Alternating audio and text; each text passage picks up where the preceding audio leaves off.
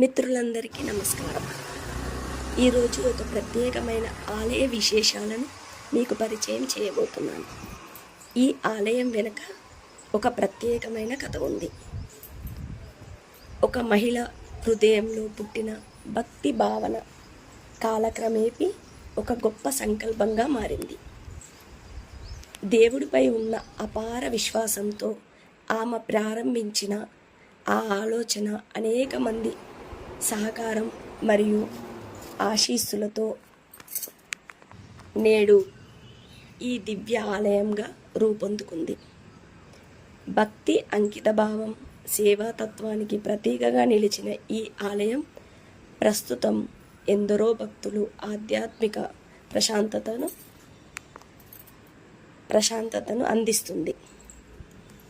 ఈ ఆలయం తుర్కెంజాల్ కమ్మగూడ టీచర్స్ కాలనీలోని వెలసిన ఈ పవిత్ర ఆలయం భక్తి విశ్వాసాలకు ప్రతీకగా నిలుస్తుంది. నా పేరు బాలంత్రపు వీర్రాజ్ అండి. ఈ ఆలయ సేవకుని. ఈ ఆలయంలో ధర్మకర్తే కానివ్వండి, పూజారిగా కానివ్వండి, వంటవాడిగా కానివ్వండి, అలాగే ఏ పనికైనా సరే మేము సేవకి ఈ మందిరంలోనే ఉంటాము. ఈ మందిరం నిర్మాణం గురించి ఒక కథ అందరికీ తెలియజేయాలని అనుకుంటున్నాను కాబట్టి తెలియజేస్తున్నాను. ముందు ఇక్కడ ఎటువంటి మందిరం లేకపోవడం వలన కాలనీలో ఈ కాలనీ ఫౌండర్ అన్నట్టుగా ఈ కాలనీలో మొట్టమొదటిసారిగా ఇల్లు కట్టుకున్నటువంటి బాలాంత్రపు సీతా ప్రధాని గారికి ఒక మందిరాన్ని ఏర్పాటు చేద్దామని ఆవిడ అనుకున్నారు. ఆవిడ చెల్లెలి భర్త అయినటువంటి శ్రీ గౌతరాజు సాంబశివరావు గారు సహకరించారు.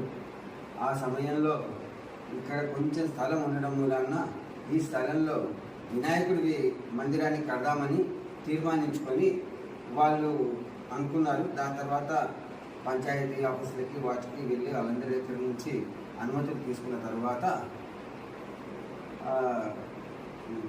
బాలాంత్రపు సీతా ప్రధాని గారికి కళలో స్వామివారు సాక్షాత్కరించారు.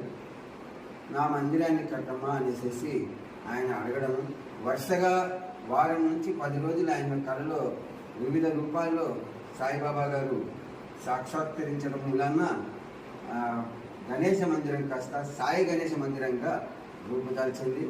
అప్పటికప్పుడు అనుకొని ప్రతిష్ఠ చేయడం జరిగింది.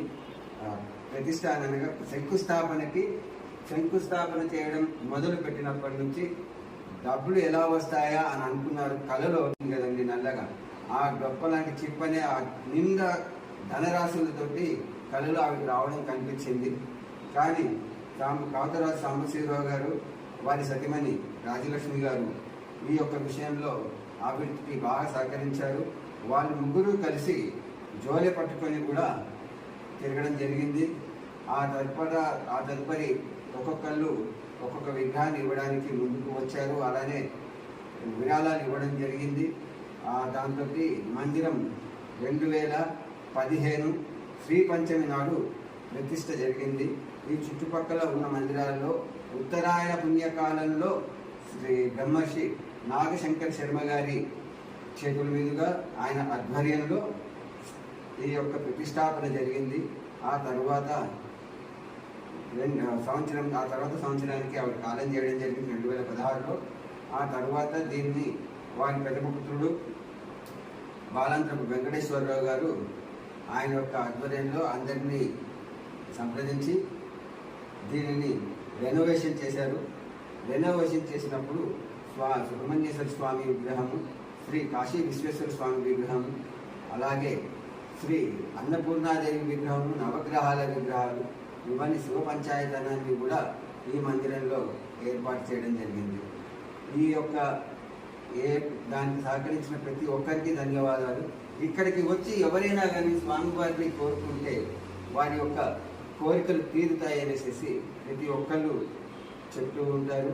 వచ్చిన వాళ్ళందరూ స్వామి మాకు ఈ కోరిక తీరిపోయింది కాబట్టి మేము అన్నప్రసాద వితరణకి మా వంతు సహకారంగా మేము ఇంత విరాళాలు ఇస్తున్నామని వస్తూ ఉంటారు. ఇక్కడ ఏదైనా కోరుకుంటే కోరుకునేది కోరినట్టుగా జరుగుతుందనేసి భక్తుల యొక్క విశ్వాసం. భక్తుల యొక్క సౌలభ్యమే ముఖ్యం. భక్తులందరి సహకారంతో బయట కుర్చీలే కానివ్వండి, ఈ టెంట్ హౌస్ సామాన్లే కానివ్వండి, వంటకు సంబంధించినటువంటి సామాన్లే కానివ్వండి, అవన్నీ కూడా భక్తుల యొక్క కానుకలుగా రావడం జరిగింది. ప్రతి ఒక్కరు ఈ యొక్క మందిరానికి వచ్చిన వారు మళ్ళీ మళ్ళీ వస్తూనే ఉంటారు, స్వామివారిని కొలుస్తూనే ఉంటారు. అలాగే ఇక్కడ దత్తాత్రేయ స్వామివారికి ప్రతి గురువారము అభిషేకం జరిగిన తర్వాతే సాయిబాబా గారికి అభిషేకం జరుగుతుంది. ప్రతి మన మందిరంలో 4 నవరాత్రులు జరుగుతాయి. చైత్ర మాసంలో చైత్ర నవరాత్రులు, ఆషాఢ మాసంలో వారాహి నవరాత్రులు, శరణ్ నవరాత్రులు, శ్యామల నవరాత్రులు. ఈ నవరాత్రులు అంగరంగ వైభవంగా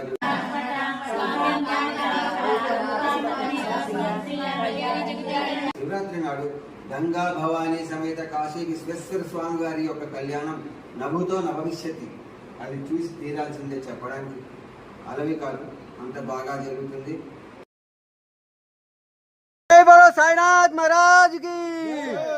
అఖిలాండ కోటి బ్రహ్మాండ నాయక రాజాదిరాజ యోగిరాజ పరబ్రహ్మ స్వరూప శ్రీ సచిదానంద సమర్థ సద్గురు సాయినాథ సుఖీ భవ సుఖీ భవ. మన మందిరంలో మధ్యాహ్న ఆరతి అనంతరం స్వామివారి అన్నప్రసాద వితరణ కార్యక్రమం నిరంతరాయంగా నిరాటంకంగా ఇప్పటి వరకు కొనసాగుతూ వస్తూ ఉన్నది. ఇక ముందు కూడా కొనసాగుతూనే ఉంటుంది. జై సాయిరామ్. జై జై.